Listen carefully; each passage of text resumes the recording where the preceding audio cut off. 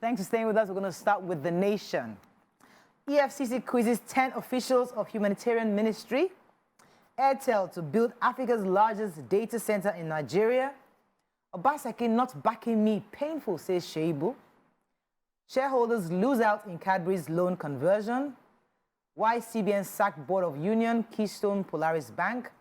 And Christian pilgrims now for Rome and Greece. Okay, which story are we starting with?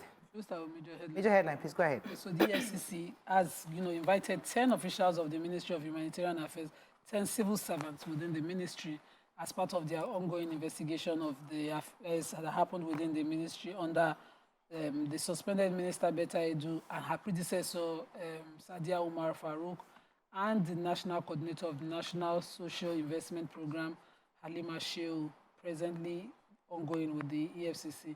And so some of the civil servants, as expected, are already saying, no, we tried to flag it down, but they didn't listen. We just followed orders.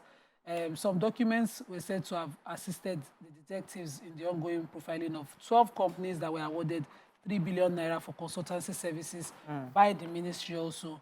So they have, been going to the ministry, getting documents, investigating. The ICPC also probed the scam and submitted its preliminary findings to the EFCC to assist in the investigations, and they said they recovered 50 billion as part of the investigation.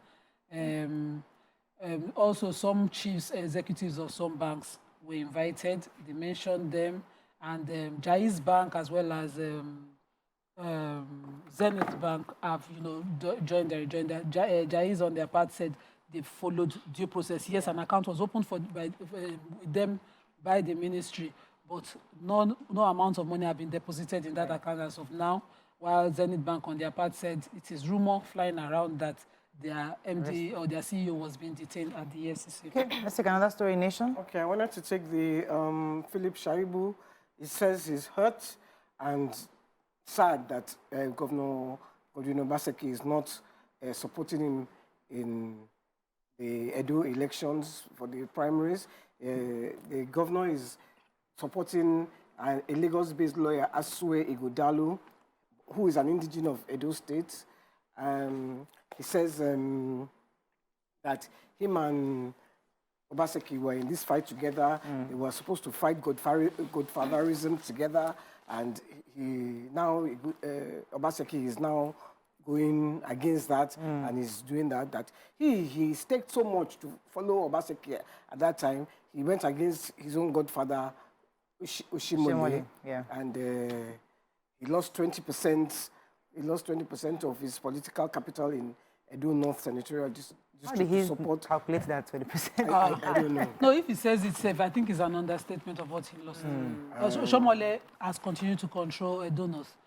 In fact, even though the state was a PDP state, he got re-elected to represent that constituency in the Senate. So I guess it's just a painful that Obaseki is not supporting him. He says that he supported him, his second-term bid, with his structure, all his vehicles, finances, for them to get the ticket of the PDP, and he contributed financially. So I think he just feels very hurt and betrayed. Yeah. So the Chief Executive Officer of Airtel Africa, Segun Ogunsanya, said that Airtel Nigeria will build one of Africa's largest data centers in Nigeria. And he said this, while he was addressing reporters at the State House in Abuja after meeting with President Bola Tinubu. He had gone ahead to laud the president's policy reforms, which, according to him, has worked very well. And he said he went to the villa to thank the president and also hold some private discussions with him. And he commended the efforts of the president to stabilizing the Forex. And, he said they had, for a long time, Forex exchange crisis, though it's not been completely achieved, but there's been a balance somehow, and it's aiding their businesses. So he was really very appreciative of some of the policies that the president had taken. He said about 6 or 7 months ago, he had come to discuss the operational environments of business, in Nigeria generally, and a few things were changed. It's not perfect yet, but it's a step in the right direction, and it's aiding their business, that they have procured the land, and very soon they will be doing the groundbreaking in a few weeks. And so Airtel is going to be, offering the largest data center in Nigeria and would also support other multinational businesses. So I think this is a good one. Congratulations. Cadbury Nigeria is having serious problems concerning the forex they have. So they're owing $7.7 million. And the recent liberalization of the foreign exchange market in June 2023 have put serious pressure on their own value. So there, according to Cadbury Nigeria, it said that it was facing challenges servicing the foreign currency denominated costs and loans due to persistent foreign currency scarcity in the country. So right now, what they plan to do is they're offering to sell 402 million ordinary shares of 50 kobo each to the Cadbury shops overseas as a swap for the outstanding $7.7 million. It's really serious pressure. Many companies are having this problem because of the debt that they're having. Okay, moving on quickly now to the Punch. Major headlines: CBN sacks Union Bank, Polaris, Keystone Banks and boards. Marketers to meet Dangote over fuel supply. COVID-19 not over. 10,000 deaths recorded in December, says WHO. Sex for Mark suspended. Unical done. Still in prison over after the 250 million naira bail. Sanwo-Olu hails Otedola's $1 billion security donation. Obasanjo's ex-minister Agunloye arraigned for $6 billion Mambila contract. And Edu EFCC quizzes top ministry officials. ICPC recovers 50 billion naira. Major headline, won't take that, Doja? The Central Bank of Nigeria has sadly dissolved the boards and management of Union Bank of Nigeria, Keystone Bank, and Polaris Bank. Why did this happen?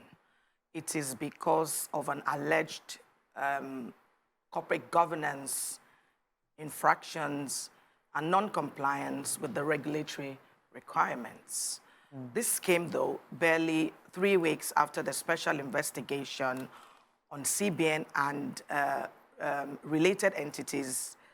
Jimmy Obazi submitted its final report to the President, Bola Tinubu.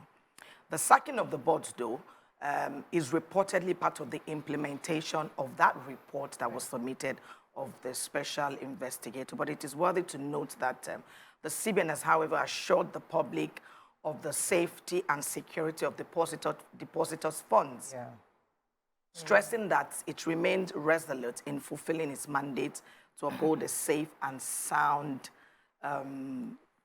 robust financial system in Nigeria. Meanwhile, the CBN statement is silent on Titan Trust Bank. Even though, you know, the bank has reportedly acquired Union Bank. For some reason, they're quiet about, you know, what's But I think they also sacked Union Bank. Yes, No, just Union Bank. You know, they didn't sack Titan. They didn't talk about Titan. Okay. So just Union Bank. Okay, let's pick one more story in Punch before we go on a break. Human interest. Yeah, the suspended Dean of Faculty of Law of the University of Calabar, Cyril Indifon, was granted bail, but he hasn't received the bail. The judge said he could go on self-recognition, and his lawyer could take him because he had to go for an eye surgery. He hasn't received the bail, but hopefully, maybe he hasn't perfected his bail conditions. I don't know. He didn't say that, but the ICPC alleged that on October, he had used his office to solicit nude photographs and videos from female students. He corruptly changed a student's project supervisor for favorable grades, requesting for pictures of prospective students as an inducement for admission, and several others like that. I remember we took that story when that thing happened. Yeah. Let's go on a short break. When we come back, we continue with our reviews. Stay with us. We'll be right back.